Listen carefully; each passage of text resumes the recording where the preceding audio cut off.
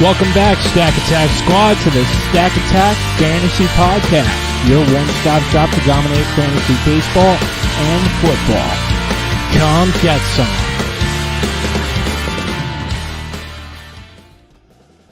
Yo, baby, yo, here we go. Let's start the show. It's the Stack Attack Fantasy Podcast. I'm your host, Jeff Trella, and with me, as always, my brother from another mother, it's Trader Andy. What's up, my dude? What's up, my man? What's going on? Nothing, man. Nothing like playing to a live studio audience of zero. How you been, bro? Been a while, man. They probably thought we man. died. 3 months. Just had to get back on the mic. We got some things to talk about, and if it's just the three of us talking to each other, then that means the rest of the world missed out on some good shit. It's all good. Max Headroom up in the left. How you doing today? What's up? What's going Oh, on? you sound like a human now. No I worries. do. I don't even know what the hell that I'm good was. now. Yeah, it's all good. It's all All good. good. What's going on with you? Nothing. Back. Yeah, that's it. 3 months. I'm back. Nothing big, no. Why He's not the best color man in sports for nothing. All right. Well. Let's do it old school, and let's start off with some victory laps and some crash and burns. So, Nick, April 20th was our last show. We haven't been on all at once at the same time since. So, take a lap, my friend. I guess it'll be non-sports related. That's fine. We had twins. I would hope so. 2 girls. 3 months. Yeah, they're 2.5 months old. They were born a week or so after our last show. Yeah. So I'm hoping they don't wake up right now. They're passed out. Yeah, it's all good, man. Whatever happens, they'll just cry for 20 minutes or so, and we'll be all right. It's fine. They'll be fine. They'll get. They're used to it. Is that also your crash and burn, or we'll get to a different one later? Yeah, the bags in the eye, they're getting bigger. That's my crash and burn. All right, Andy, your victory lap. What's good, man? Well, he kind of stole my show right there, but I'm going to be a girl dad in less than a month. Welcome to the So we had a club. baby shower on Sunday. It's getting real. There's way too many packs of diapers in this house, and I'm going to change none of them.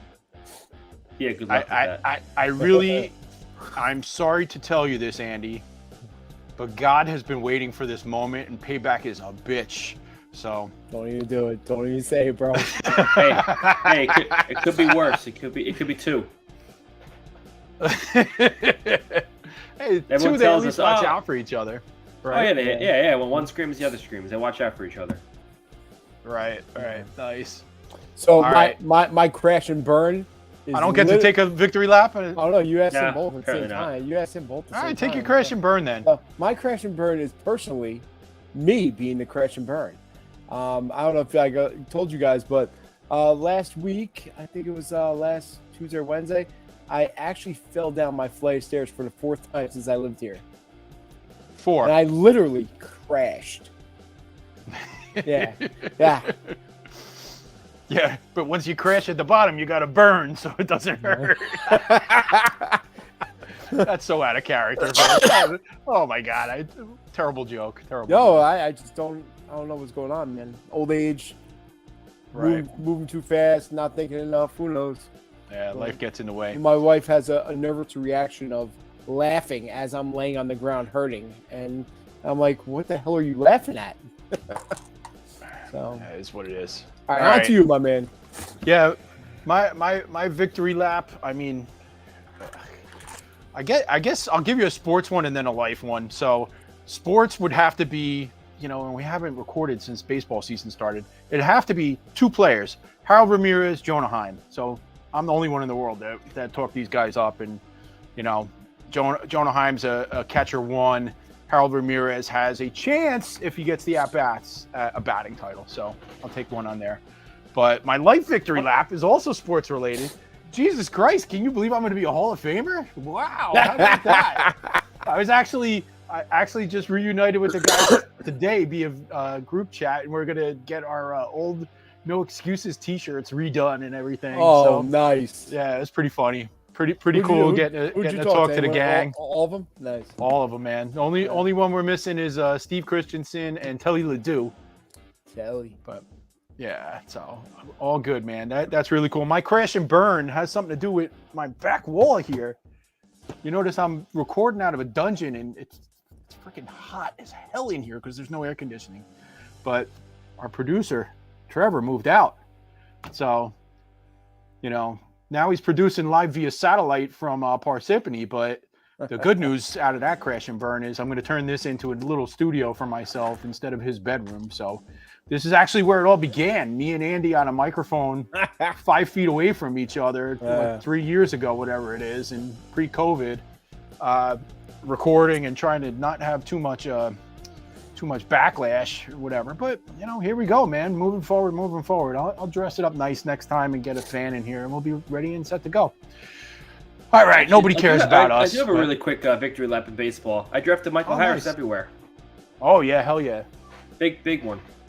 I didn't see this coming. I thought he'd be a decent player, but the power is a lot more than I expected. I still thought he was a year away. Well, Rowdy Tellez. Yep. I mean, I guess I have to take a crash and burn on Trevor Rogers and Chris Bryant, the two worst players to own in fantasy baseball, and I have them 90% of my 21 leagues, so you can tell how my season's going. Oh, whatever. Let's get the better seasons. It's football season now. I mean, I still love my baseball. We have one dynasty league that me and Andy have a chance to win. We got some work to do on it. Actually, two. I have one other home league that I got a good chance in. Everything else is in a rebuild right now, or just competing to keep the league relevant and together and whatnot. But let's talk some football because it's got fish time, and we all started our drafts. Nick, we'll start with you just in case you have to jump ship, and because yours is going to take about a minute because you're in the snail division. But why don't you first start? Tell me a little bit about what division you're in, what pick you chose, why you chose it, and anybody that might be in your league and what's going on with it. Group chat, anything that stands out about your league, and then we'll break down the 3 players that you got. So let's see. Let me pull it up here. So I'm in the Mount Olympus. He has no idea. I actually lost internet connection for a second. All right. Now I'm in the Mount Olympus. Being I'm Greek, figured pretty fitting. Is that why you picked that? All right. That is actually the reason I picked it. Okay. And it looks like there's only one other Greek in my league. No, we have there's a couple bigger names. We have actually the biggest name is Jeff Mans. He's probably the most notable one. He destroyed a lot of us on his show today. Yeah. Did not mention my team though. I was ripped part you. Of it. No. Not me personally. Not you. Other Not teams. You. Not my team. How do you rip people after round 3? Like quarterback, that's the one reaching. thing. That's what he was going on. The but one you have thing to that in this league.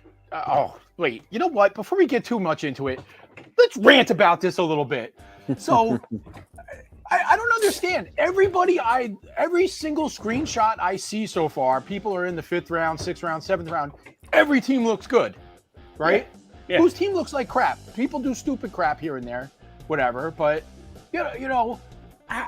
how do you rip on somebody after 3 rounds? How? Makes no sense. It makes good for good radio. Yeah. Well, let's make for some terrible YouTube right now and tell me everything you want to complain about your league so far. And then we'll get into the content. We're pretty slow league. I am up in 2 picks actually. Round 4. Only round 4. We have a guy on the clock right now who's at work. He said he'll get to the pick when he can. We had a guy yesterday on the clock for 4 hours. Another one on the clock this morning for 4 hours. Didn't you have a guy quit? We had a guy quit. Somebody in my league. Did he say anything? We added there a reason? I added him to the group chat, and then he left a day or 2 later. And then the day of the draft yesterday, somebody in the league goes, "Hey, wait a second, pick 3 is vacant. Nobody's there." He's like, "Nah, bro, not for me." So we eventually got to fill in. Yeah. But yeah. You're going nuts in our group chat about your league every 3 minutes about, this guy said, I'll pick in 2 hours, and it's that bad, huh? Oh, I understand it like days later. The first day too, it's like, come on. That's just a personal thing. I know it's a slow draft, but slow draft doesn't mean take 4 hours the first day of fishbowl. Right. Well, my league's in the 7th round. And the only thing that pissed me off so far, there's a girl who's on vacation in Hawaii right now, and that's fine, no problem. So this morning she's on the clock, and she's on the clock for about 6 hours, and then one of the guys says, "Oh, should we pause the draft for her?" I'm like, What? "Huh? It's a slow draft. You get 8 hours. Like, we're gonna pause it?" It's a slow Like, draft. I haven't slept 8 hours since I was like 7 years old. Like, we're gonna give this What's girl that? 10 hours? What's She was that? sipping on a pina colada probably right there. Yeah. But she picked. That's fine. You need 6 hours. Take your 6 hours. But I ain't pausing the understand. draft and giving you No. 14 hours. No, God, no. Andy, you got a couple of characters in yours, right? Oh, just one or two. And, obviously I shared our pod information with them. So if anyone who's watching and this Nice. is you, this is what you get. All right. So I got a moron in the draft that is just say, oh, that's a good pick. I like that. This guy's horrible. He sucks. He's talking shit about like every freaking pick that's made. I just want to slap the shit out of him. All right. Yep. And you know who you are. Dude, that's the thing, man. The Scott Fishbowl, like, last year my division was awesome. I was in the Beastie Boys. I'm still friends with like all of these people. I talk to them, and anytime we interact, it's like super excited to talk to each other, and it's all supportive. Like, it's like, oh man, like I lost Derrick Henry, and everybody was like, oh man, that sucks, Jeff. Your team's great. Like, I'm so sorry that you lost them. And I'm like, meanwhile, like, I'm over here like, hey, they lost a player, whatever. That's what it's all about, is everybody's cool and whatnot. So we don't need this crap with somebody like ragging on you, like, oh, what do you say? Chubb sucks or something like that. Yeah, I got two other guys that are saying that. Well, obviously through 6 rounds, they're saying that I have one of the best teams, but whatever. This guy is it's not even just my pick; it's other picks too. Because this guy sucks. He's not going to do anything this year. I dislike him. I would never take him. Blah blah blah. Go F yourself. And by the way, I'm in Bowser's Kingdom for my son because he loves Super Mario. So. All right, awesome. All right, Nick, let's go back to your team. So you drafted the 110, which is the same as me. Yep. What was your reason that you wanted that pick? I had the same pick last year. I made the semifinals, so we're going lightning striking twice. That works. Started at 10. I was hoping for Kelsey. Kelsey went 9, so I did the pivot. I took Brady. I think he was the top scorer in this format last year. Yep. So I'm not going to complain right there. And then coming around, I was talking quarterback for months, and then McCaffrey fell to 15, so I jumped on that. And then do you remember who you passed on? Yeah, I have it up right here. At that point? Najee Harris actually went before me. Derrick Henry went right after me. Yeah, so it was McCaffrey, Henry, and then it was Rodgers, Carr, Cousins, Mark Andrews. Cooper Kupp went at the end of the second. Wow. And Justin Jefferson was the last pick in the second round. I was hoping to snag him, but that did not work out. And then Dalvin Cook went before me. I heard Jeff Mans talking about he ended up with Kupp, and yeah. I'll talk a little bit more about Kupp when we get to my team too. Yeah, so I ended up going Swift. I actually was kind of relieved Dalvin Cook went before me because I like Swift this year. I think he's going to be a good breakout candidate. And in this league, you want to take these swings. And now I'm coming up in 2 picks when this guy decides to make his pick at work. Mike Evans is on the board. Keenan Allen's on the board. Kittle's on the board. Matt Ryan's on the board. Some good names. So you're at quarterback, running back right now. Yep. So you're basically you're in best player available mode. Pretty way that much. you just said that. Which right now to me is Mike Evans right now. Okay. But Kittle's also there, and Waller just went last pick. But yeah, Kittle's there. CeeDee Lamb just went, which I was hoping he slipped, but that wasn't happening. Right. But to me, well, we currently have 1 live viewer, so I'm going to assume that it's not one of your league mates, Probably and if not. it is, so what, right? Probably not. Hey, that just reminded me. Did you see this thing in the group chat that somebody that was picking 11th infiltrated the 12 group chat so he could steal information? Oh my God! Well, there was an 11 in the 10 chat, and they booted him this morning. Oh my God! That's great, man. I love it. All right, so anyway, so let's expose you a little bit. obviously, the one thing about the Scott Fishbowl that's blatantly obvious is you can't have it all. You have to punt something, or at least be deficient somewhere. And I have a deficiency on my team that's obvious. So right now, you're without a tight end and a tight end premium, and you may potentially, based on your next pick, either have no wide receivers or only one quarterback coming out of 4. Yeah. So if you didn't mention a tight end here, so what kind of plan? What are some of the options that you have at tight end that you might consider, and what rounds might you jump back into that pool? I mean, well, obviously, right here it's Kittle. Kittle's still available. Oh, you did mention him. That's right. Kittle's available. So, I mean, Mike Evans is there, Kittle's there, but then you get the quarterbacks that are sitting there: Matt Ryan, Mac Jones, Trevor Lawrence is there. If I don't take a tight end here, next go around, maybe Dalton Schultz slips somehow. I don't see that possible. Goddard, he's been slipping. T.J. Hawkinson. So you got names like that, and then wide receiver wise, you still have a ton of receivers available later on. Yeah, and I mean, running back too. You got to look at now. You got ETN there, Breece Hall. Let's see who else was there. Nobody gets excited about Matt Ryan. Nobody gets excited about Matt Ryan, but in this format, though, he actually. I got excited about Matt Ryan, but I'm kind of lamenting the pick right now. I wish I hadn't done it because I have Goff FOMO, but we'll talk about that another time. All right, so let's consider this. One thing that you should probably do is take a look. You're at the 10. Look at the 11 and 12. I did. And so I have it up right now. So the pick 11, he has the same build as me: quarterback, running back, running back. Okay. Looking at 12, he went quarterback, receiver. All right, so there's a really good chance that Kittle will not make it back to you. So if you want to solve tight end on this turn, you have to do it with the first pick, probably. Yeah. I don't think he's making it back to you. No, I don't think that's possible. What if you go Evans and then T.J. Hawkinson next pick? Too early for Hawk. I think it's too early. Yeah. Looking at the ADP up for the entire league right now. George Kittle's at 39. Then after 50, you're looking at maybe the next tight end, which of course it froze on me. Right. Andy, here's the thing. While he's unfreezing, that a lot of people kind of overlook is, it's tight end premium, so they get an extra half a point per reception and first down. So somebody like Hawkinson, that's a 55-60 reception guy. Basically, he's going to have the same amount of touchdown points, the same amount of yardage points, but instead of 55-60, it'll be as if he had 85 or 90 catches, right? Yeah, so there's really no difference at that point if you could take an 85-90 catch receiver.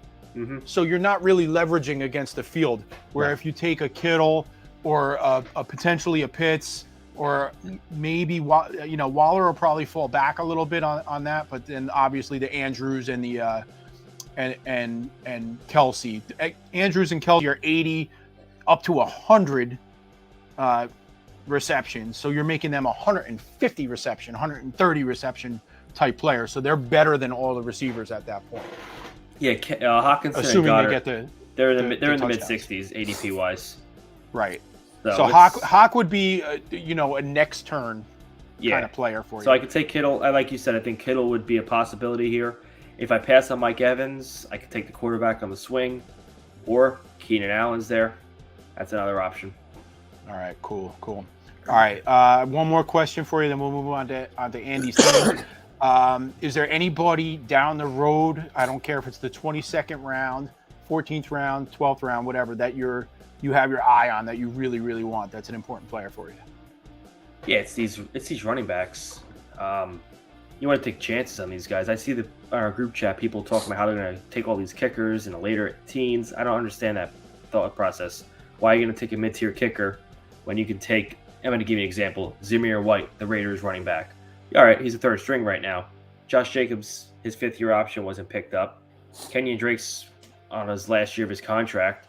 Coaching staff drafted Zamir White, so he's going to see some playing time this year. Why draft, I don't know, Mike Nugent when you can draft, a running back that might actually start mid-season for the playoffs? That's exactly how I feel. I mean, You know how it goes. Zamir White is one injury away from 15 touches a game. Yeah, right? Look at Alvin Kamara, his rookie year. He was a third-string running back. And who the hell was? I can't remember his name. This is how deep it was last year. But who was the running back that for the Giants that was an RB1 for like 4 or 5 weeks in a row? He was huge waiver wire guy. Oh my God. I look it up on your phone while we move on to Andy. But I drafted him last year, so when that happened, everybody's going to the waiver wire, and he was on my team. And you have him. Yeah, but I drafted him in like the 21st round, and it was just because it's like, Saquon might get hurt, and Andy's pretty sure of that. It is the tip of my tongue too. Like I know who this is. I jumped on it and it worked, and he wasn't even the main guy. But we'll move on to Andy. You find that for me, all right? Yeah, I'm gonna find it because it's bothering me. I didn't make a cool graphic for you, but I did for Andy because he's 7 rounds in, and my cut and paste skills aren't that great over there. But all right, Andy, you're in Bowser's Kingdom for a little man. You chose from the 111 position, and I know you wanted Kelsey, but he didn't get there, so you went. Was it Booker? Yeah, it was Booker. Devontae Booker. That's Devontae Booker. One of my buddies. Thanks, Pat. Appreciate you. He's from my league. Yeah. Yeah. Yeah, I've interacted with Pat quite a few times. He was actually, if I remember, Pat was in our 100-yard dash for that when we gave away the SFB spot last year. So awesome for him. Cool. He didn't win it. Pigbird did, but Pat was in that, if I remember correctly. All right, so Andrews, 111. I know that's your guy. You've had him many times, so that was just the case of getting your guy. The crazy thing is, I was talking about QB for the past 2 months, and then the last day of the draft, I decided to go tight end. And you guys talked me into the tight end premium if I can get one of the 2 guys.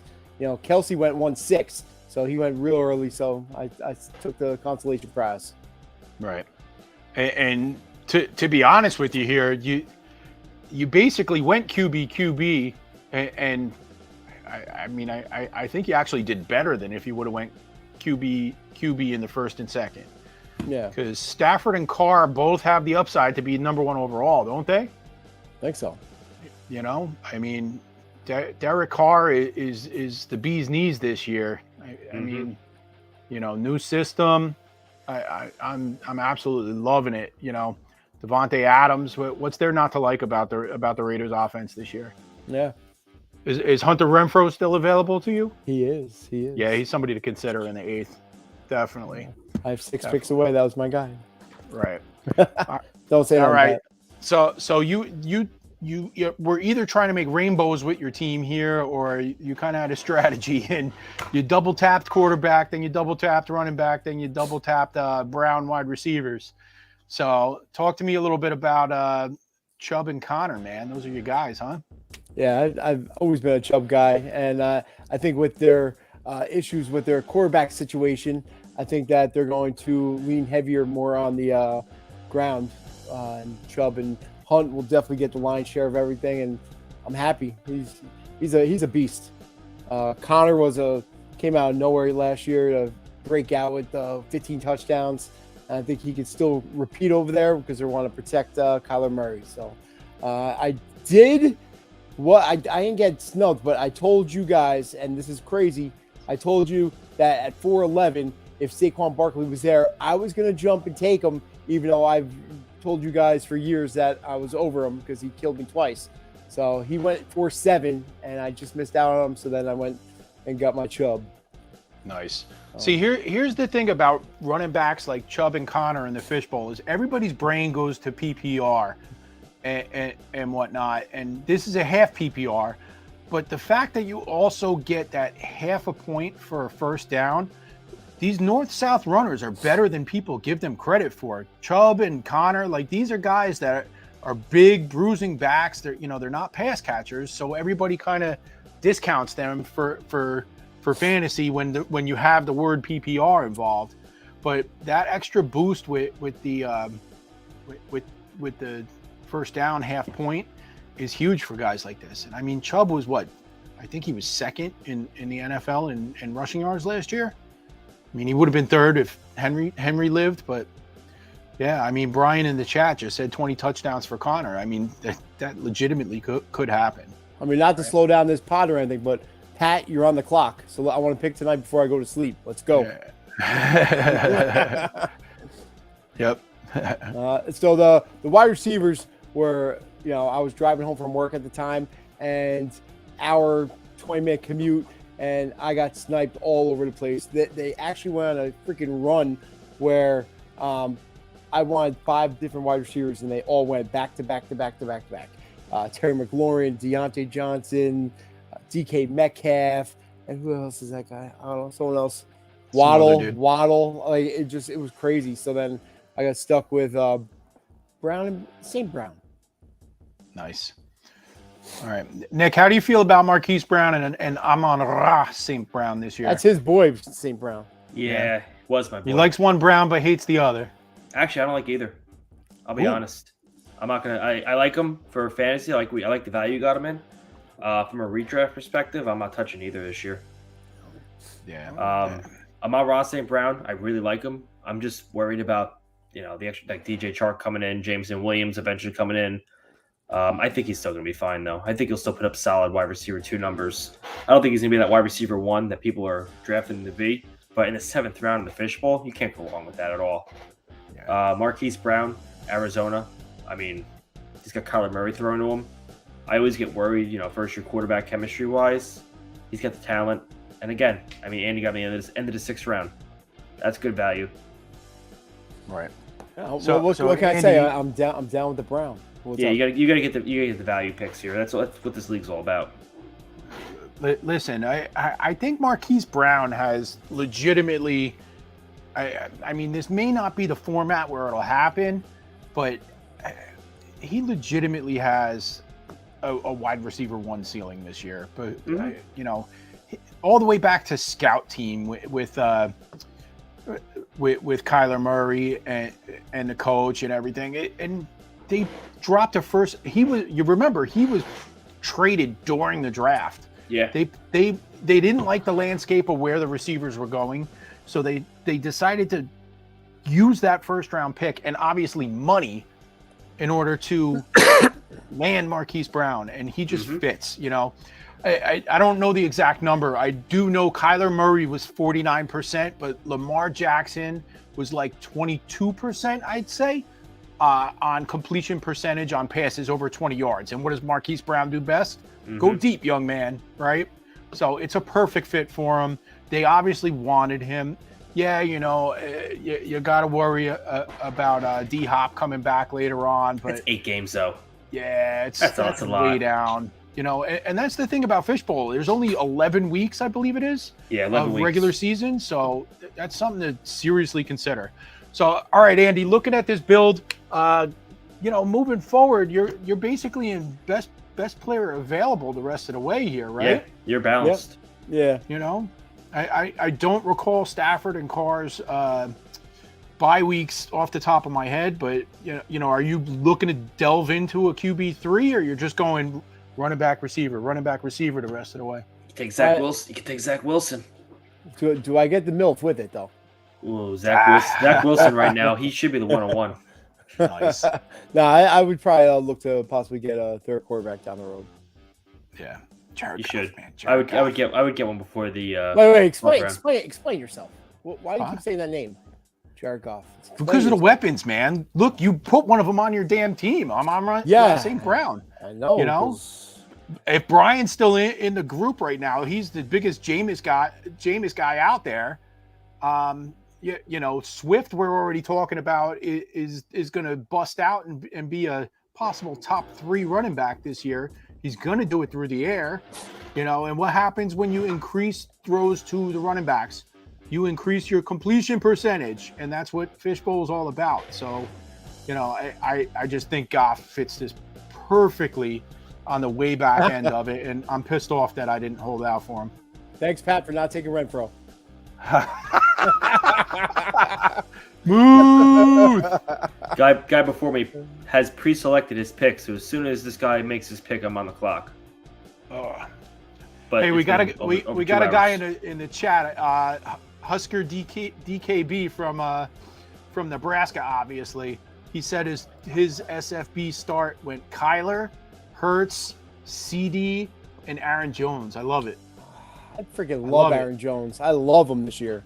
Yeah. Hurts is that quarterback in this format that can really destroy you, or he could pull a Lamar Jackson and really win this league for you.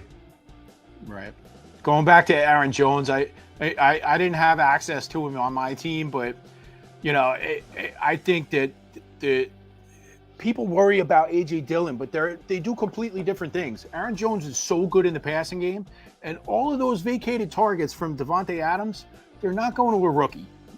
They're going to go to the backfield, man. Aaron Jones has the upside of 80-plus targets this year, so he's absolutely perfect.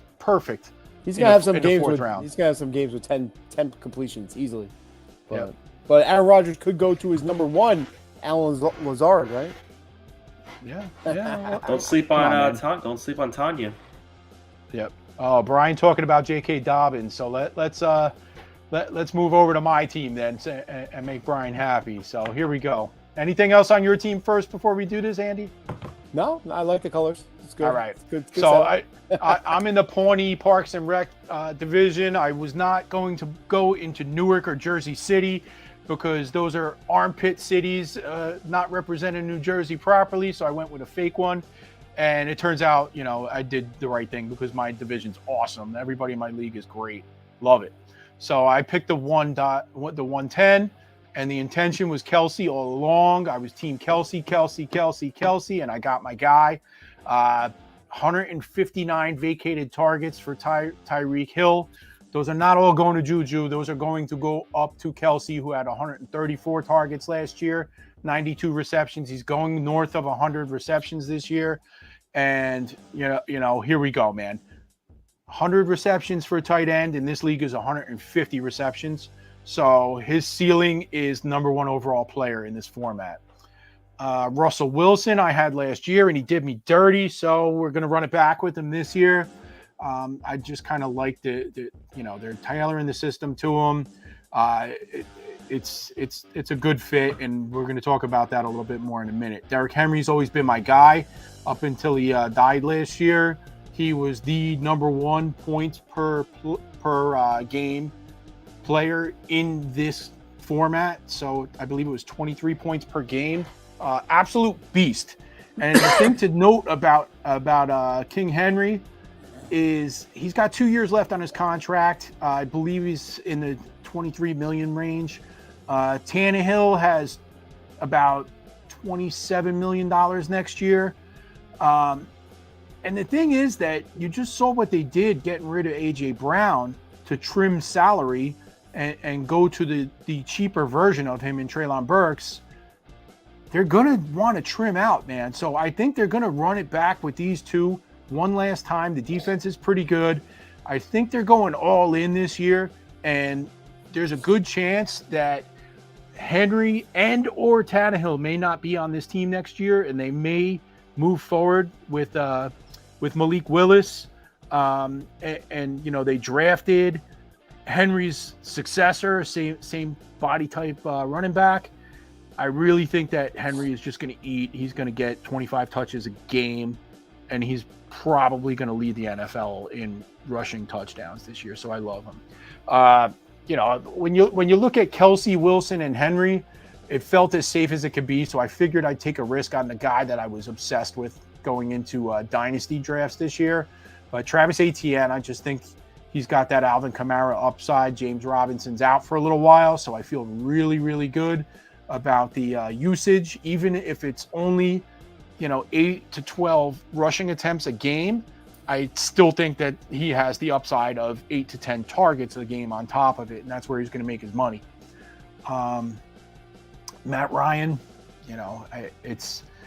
I asked Nick about a player that he loves later on. My player that I love later on is Nyheim Hines. I just love the tools that they have over in Indy, and I think it's a great fit at QB 18. I think I got him the third latest out of anybody so far overall. So I kind of love that. That was when I looked at it this morning. So I'm sure it's got worse since then. and Dobbins, it's a run-heavy offense. That's all they do is run, and he's going to run. There's a little bit of concern that Dobbins, Etienne, and Henry and Wilson were all out with some injury time last year, but I'm going for it. So, and then my first wide receiver, I lost out on Waddle by a few spots, and that might be a good thing because I look at the Denver offense and I kind of compare it to Seattle last year, and you look at the personnel and it kind of matches. And we were talking about this earlier. What is Russell Wilson good at? He's good on the run. He's good, at throwing the ball downfield. And Courtland Sutton is elite down the field. He's the closest thing to a DK Metcalf type body that there is in the league. And I just think he's tailor suited for what they're going to do with Russell Wilson. Sutton and Judy is exactly like Metcalf and Lockett. It's the same skill set. So I wouldn't be surprised. He's wide receiver 22 overall. He's my wide receiver 1 because I went 0 wide receiver here. I wouldn't be surprised if, he has the upside to be a wide receiver 1 this year. All right, so Nick, roast my team, man. What sucks about it?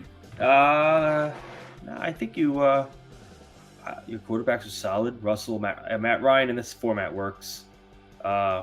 Kelsey, Kelsey, I wanted him as well. Etienne, he's a question mark because of the injury, but he's a stud. He's playing with his college quarterback. You got the Sutton-Wilson stack. Dobbins, obviously the question mark with the injury, but if him and Etienne hit, how can you complain? Especially with Henry too. Man, right. 3 months while recording, you can't say anything negative. You got that makes for good radio. I asked you to rip me, and all you did was say roast him, and you said, all right. All right. Let's go. All right, that's fine. You drafted over hurt running backs. What? Yo, is Dobbins out? No, he's not ruled out for camp. Pittman was gone for me in the 6, Husker. He wasn't there. Dobbins has not been ruled out for camp. He will be playing week 1 against the Jets' stout run defense. Yeah, baby. So yeah, I would have taken a receiver in the 6th over Dobbins, and it actually kind of worked out where it would have hooked around it. I would have been able to get Dobbins on the second. But it was Waddle, Deontay Johnson, and Terry McLaurin that all kind of got poached on me right there, and they all went after Michael Pittman. So I wasn't able to get that connect with Ryan there. I wasn't able to get any of the high PPR guys I want. Sutton's a little bit more of a touchdown guy than he is a PPR guy, so I'll take it. I have the opportunity here to mirror you. I could even go ETM myself and take Matt Ryan if he's there, but I got to do a different build. So Jeff, you want to pair somebody up with Matt Ryan? Go for Paris Campbell. This is the year. He's healthy. Alec, dude, I am so done with that guy. Man. I'm not done with him yet. Jeff, dude, he owes us $1 million, bro. It doesn't matter. He owes us $1 million. Dude, when he played the first 2 games, he was beautiful. No, just remember this name, Alec Pierce. Okay. Rookie wide receiver for Indy. He's going to explode this year. Andy, you know who does owe me $1 million and $20,000 is your guy, Alexander Madison, right? And I'll tell you what, I'm done with Madison this year. He doesn't exist, and that's going to be one of my late guys. Is Kenny Nwangwu or whatever it is, because they changed their blocking scheme. They like him, and they've moved to an outside running scheme, which suits Dalvin Cook perfectly because he's fast and he could get to the outside, the edge, where the inside blocking scheme that they've been running before was better suited to Madison, who's a north-south guy, similar to a Nick Chubb, and he doesn't fit. But I can't say his name. Nwangwu or Kenny Nwangwu, he does. So I think he is going to be the handcuff, and you could get him in round 22. He'll be undrafted in standard leagues this year, but he's somebody I'm going to take because if Dalvin Cook does happen to go down, that'll be your guy.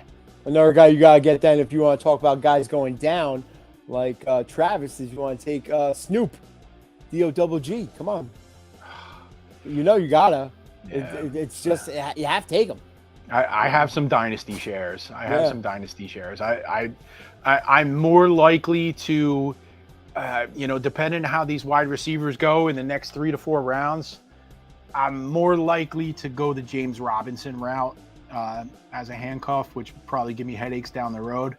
But I still think James Robinson is going to be their workhorse back the second half of the year. Because Travis Etienne, he's really a slot receiver more than he is a running back. He's kind of miscast. So I think that they can coexist at the same time. But Snoop Dogg is looking nice. I definitely am buying some dynasty shares in case James Robinson is not healthy. That's where Snoop comes into play. Absolutely. All right, you guys have anything else you want to talk about football style? Nick, you got any nuggies you want to throw our way, or? Not really tonight. Just I'm just sitting here refreshing my my fantasy league app, hoping this guy makes his pick. Yep. But no, this is the time right now to start doing mock drafts. This is the time to start doing stuff. I mean, we got Fish Bowl this week. I'm in Warrior Bowl next week. That starts Monday. I think you are too, Jeff. What's that? Warrior Bowl. Yeah. Warrior Bowl. Yeah. Yeah. Husker's asking us a question. You guys really believe in handcuffs in a massive tournament? Yeah. For me, in the rounds like 18 to 22 in this, absolutely, and not necessarily my own handcuffs. I'm looking more for those running backs that can fall into a high-end RB2 role if somebody goes down and gets hurt. I'm not drafting a kicker. I'm not drafting, 5 tight ends because it's a premium or anything like that. I'm going to have a backup tight end. I'm going to hopefully have 3 quarterbacks, 2 if that's how it falls. And I'm going to have 100 running backs and 100 wide receivers. And, I may or may not handcuff my own guys. I mean, the guys that I do have, Dobbins and Derrick Henry, it makes sense because they have immediate handcuffs to them that will be high-end RB2s if put into an everyday role. And then that's what we do too. We talk about the whole kicker thing. I had to mute the chat one day because people were just going off of how great kickers are. Why are you going to draft a mid-tier kicker? Like you said, you could draft a handcuff who's going to be an RB1 come playoff time. Those last 4 rounds, just take your shots. You got to cut him, you cut him. Right. You can find a young ho anywhere. So. Well, it was 1 year. At least Zach Wilson can. Not young. No, but I'm not looking for handcuffs of my own guy. Like, the Saquon Barkley types, the guys that could have tremendous injuries and, a guy falls right into that spot. Like I took Matt Breida in a couple drafts and you yelled at me about that because you had Saquon. But, you want to take those type of guys who can. But it was the wrong guy. Yeah, I know. I took your handcuff. No, sorry. Booker was the guy. No, I'm talking about this year. Oh, this year. Yeah. Yeah. Oh, who'd you say? Oh, Matt Breida. Yeah. That's and you gave me a nasty text. So. No, but to finish your point on kickers, it's I guarantee you I will use a kicker in the Fish Bowl at some point this year, but I'm not going to draft one. I won't. You just pick them up. I didn't last year. I won't this year. Yep. And they have the potential to go for negative points as well, which is, kind of painful. Quarterbacks and kickers can go negatives on you. I guarantee Nick is going to have Greg the leg. I guarantee it. No shot. Yeah, definitely. Nah. Any of you guys draft a kicker in this league, you're fired. I won't.